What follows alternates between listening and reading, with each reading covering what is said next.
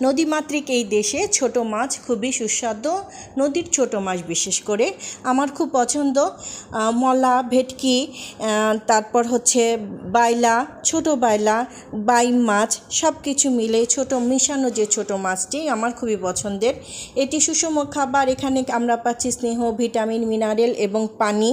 এছাড়াও 100 গ্রাম ছোট মাছে থেকে আমরা আমিষ পাই 14 থেকে 19 ভাগ।